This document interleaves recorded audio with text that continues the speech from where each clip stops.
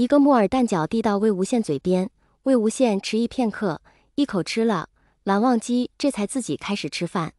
边上战局火热，小孩子对蓝医生的害怕也比不上王者峡谷的厮杀激动人心。最后时刻，魏无羡抢到3杀，结束战局。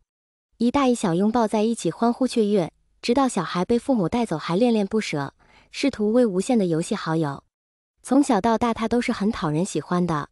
初高中时，抽屉里日日塞着情书礼物，摞起来比教科书都要高几分。性格又张扬烂漫，做些刻意耍帅的事情也不会令人觉得厌烦，反倒让所有人忍不住将目光都放在他身上。人间如果有可以双目直视而不被刺伤的太阳，只有魏无羡。蓝忘机经常站在人群的最外围注视他，直到魏无羡玩够了，一抬头和他对视，然后笑着拨开人群朝他走来。一如此时此刻，魏无羡和小孩子挥手告别，带着笑意的眼睛看向他，好吃吗？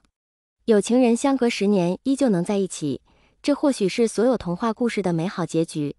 前10年的积蓄足够魏无羡有一段时间可以放任自己不工作，每天中午去陪蓝忘机吃饭，再出去四处逛一逛，晚间等蓝忘机下班。就连晚上，魏无羡也可以有一个好觉了。相比先前而言，5、6个小时做了好几个梦，纷乱嘈杂，中途惊醒过几次，发现自己还握着蓝忘机的手才重新睡了回去。但如今的生活已经称得上闲适自在，无忧无虑，甚至还有时间研究食谱，终究在烧穿2个锅后放弃了。等温情回国的消息传来时，魏无羡发现已经把自己的心理医生抛在脑后很久了。我感觉我已经好很多了。在蓝忘机回到卧室睡的第2天，他就把木糖醇藏到了客厅抽屉里，也还是能睡着。或许蓝忘机就是我的良药呢。温情、恋爱脑的病患温医生不是没有见过，还是秉持医德建议他再看看，但魏无羡拒绝了。他像一切事情都没有发生那样，融入正常的生活轨迹里，把自己包裹成10年前蓝忘机喜欢的那样子，热情肆意，无所畏惧。这世界上如果有一个毫无关系的人能够默默爱着他，超越时间与空间的界限，那就只有蓝忘机了。爱他的人不会因他离开而伤心，但会因他离开自己却过得不好而痛心。但蓝忘机太聪明和敏锐，又太过于了解魏无羡，在木糖醇罐子摆在床头柜上时，魏无羡勉力维持的表皮轻如气球被戳破。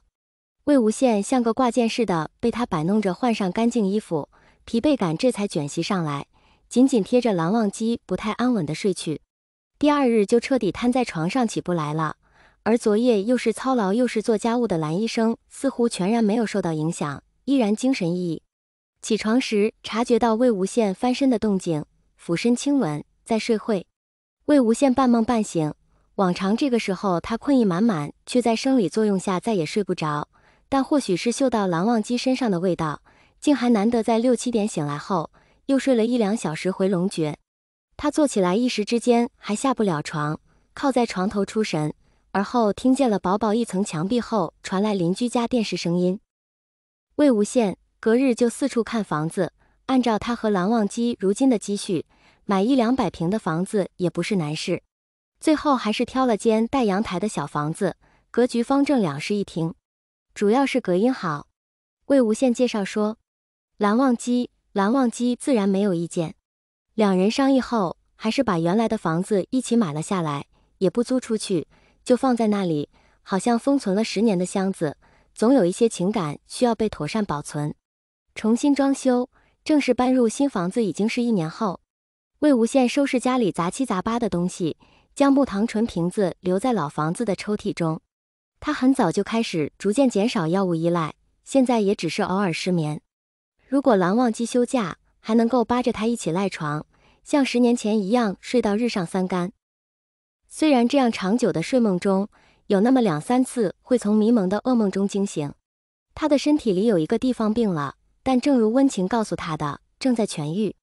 蓝忘机也知道，但2人都没有把它当作是什么了不得的大事，并不是说就将此忽略了，而是搁置在此。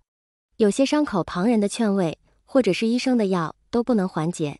不过这些从外表上是看不出来的。魏无羡堪称是高明的骗子，向来将自己的痛苦付之一笑，在蓝忘机面前也并不如何展露太多，只是会有偶尔的一时半刻。前一晚魏无羡还在规划着明日去看一下日出，好不容易等到蓝忘机的2天假期，必须要好好的玩一玩看一看，最重要的是2个人一起，以期用余生去补回缺陷的10年。蓝忘机自然无不可。他去收拾露营要用的东西，魏无羡趴在床上规划地图路线。中午还可以顺路去吃这家牛腩饭，据说特别好吃。魏无羡算了算时间，晚上就在帐篷里露营吧。冰箱里还有牛肉和好些菜，处理一下带去野餐烧烤。好，房间空调有点冷，蓝忘机将他腰间的被子拉上去。魏无羡裹成蚕蛹，翻身靠在蓝忘机手心。夏天蚊虫多，尤其是山上。